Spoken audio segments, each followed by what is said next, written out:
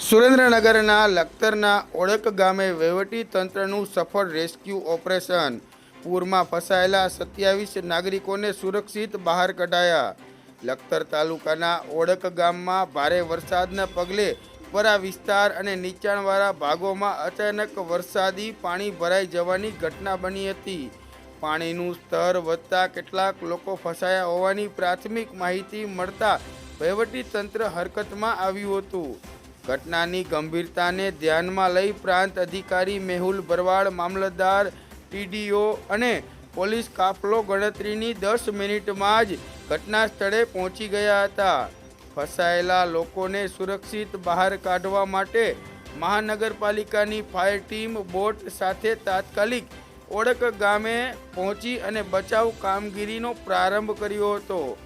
Fire વિભાગ દ્વારા સઘન બચાવ કામગીરી હાથ ધરીને પૂરમાંથી ફસાયેલા કુલ 27 લોકો, જેમાં 13 મહિલા, 10 પુરુષ અને 4 બાળકોનો સમાવેશ થાય છે, જે તમામને સહી સલામત બહાર કાઢવામાં આવ્યા હતા।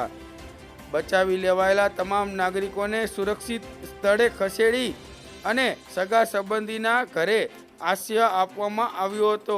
મોડી રાત્રે શરૂ થયેલું આ રેસ્ક્યુ ઓપરેશન વહેલી સવારે 4 કલાક સુધી સફળતાપૂર્વક પૂર્ણ થયું હતું।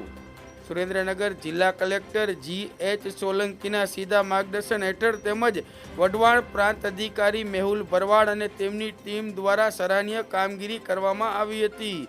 આ બચાવ કામગીરીમાં મામલતદાર, ટીડીઓ, એટીડીઓ અને ખાસ કરીને મહાનગરપાલિકાની ફાયર ટીમનો વિશેષ ફાળો રહ્યો હતો। વહીવટી તંત્રની આ ત્વરિત અને સુદંડ કામગીરી બદલ સ્થાનિક લોકોએ તંત્રનો આભાર વ્યક્ત કર્યો હતો।